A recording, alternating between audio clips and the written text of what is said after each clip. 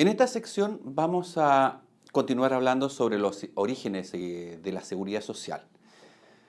Y nos va a tocar hablar sobre la Edad Media, la influencia de la Edad Media en todo lo que significa la seguridad social al día de hoy. Eh, Comienza la Edad Media aproximadamente en el siglo V, después de la caída del Imperio Romano, y durante 1000 años aproximadamente, la Iglesia tomó el control de la civilización. Se dice que la Edad Media es el periodo del oscurantismo. No avanzó, ¿no es cierto? Todo fue un sistema teocentrista, es decir, todo era culpa de Dios o labor de Dios o por razón de Dios. Las enfermedades eran por razón de Dios, el clima por razón de Dios, todo era la voluntad de Dios. Y esa voluntad, entre comillas, fue controlada por la Iglesia. La Iglesia tuvo un gran dominio sobre esto y este dominio se ejercía también sobre el poder político durante todos los distintos reyes y emperadores que hubieron. La gracia del sistema de la Edad Media fue que se creó el feudalismo.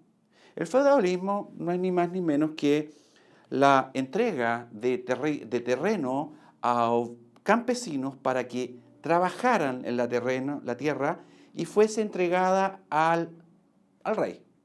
¿Ok? Y el campesino tenía lo que podemos definir como pan, techo y abrigo, y además la protección de su señor. Bueno o malo, pero eso era. El hombre tenía su casita, ¿no es cierto? Tenía sus cosechas y, perdón, y tenía la protección del Señor. Durante todo este periodo no hubo más cambios ni más avance en la civilización. Fue muy pocos cambios. Se dedicaban los reyes a crecer en patrimonio, en riqueza, para que pudieran expandir sus territorios.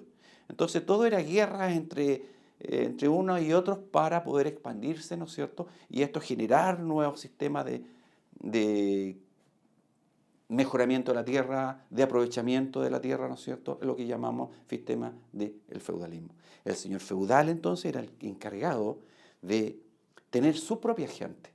Y él era, comillas, como el dueño de todos estos siervos.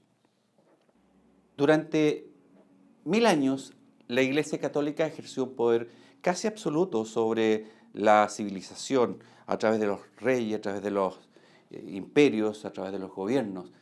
La Iglesia Católica fundó un sistema teocentrista en donde todo era la validez de Dios, era voluntad de Dios, Dios así lo quiso, los niños se enfermaban, no se podía hacer curaciones porque podía ser brujería, podía ser del diablo. Los inventos tampoco avanzaron, no hubo inventos, no hubo creación, no hubo desarrollo científico en absoluto. Durante todo este periodo solamente hubieron guerras y conquistas entre reinos unos y otros. 1000 años que duró el periodo del oscurantismo. Pero lentamente la gente empieza a replantearse sus inquietudes, sus hipótesis respecto a qué soy yo, quién es Dios y todo este cuento. Algunos pensaban, y esto era casi un hecho, que la Iglesia decía, o el conocimiento de la época era que la Tierra era plana.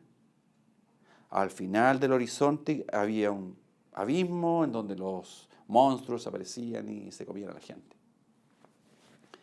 Pero cercano a 1492 aparece un señor llamado Cristóbal Colón que bota uno de los grandes mitos de la época y muestra y demuestra que la Tierra no es plana, sino que es redonda.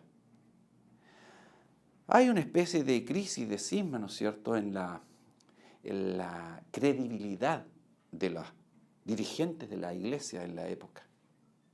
Hay cuestionamientos. Y en este caso, también empieza a ser aprovechada por otro tipo de personas como Leonardo da Vinci, Miguel Ángel, grandes pensadores empiezan a aparecer. Y este periodo lo vamos a llamar el Renacimiento. El renacimiento del ser humano, el renacimiento en creer que el hombre también es capaz de crear y concebir ideas. Y trata de conectarse el Renacimiento con el periodo helénico. Helénico es el periodo de la antigua Grecia, donde habían filósofos, escultores, pintores. Se desarrollaban estas artes que durante el periodo de la Edad Media no se vislumbró mucho. En el Renacimiento aparecen estas ideas. Empieza a pensar. Aquí ya el ser humano empieza a pensar en sí mismo. Y nos lleva a un poquito de libertad. Y en esta libertad empiezo a crear y a idear nuevos inventos. Empiezan a aparecer la transformación del arado, el cultivo de la tierra se hace distinta. Y viene un periodo que vamos a llamar, y nos vamos a acercar rápidamente a lo que es la Revolución Francesa. 1789, 14 de julio, asalto a la Bastilla. Los franceses imponen por un simbolismo el ataque a la Bastilla y también la captura del rey Luis XVI y doña María Antonieta, su esposa, a los cuales lamentablemente mueren decapitados. Simbólicamente, hasta ahí dura el periodo feudal, dura el dominio de los reyes. En la próxima sección vamos a hablar sobre las consecuencias de la Revolución Francesa.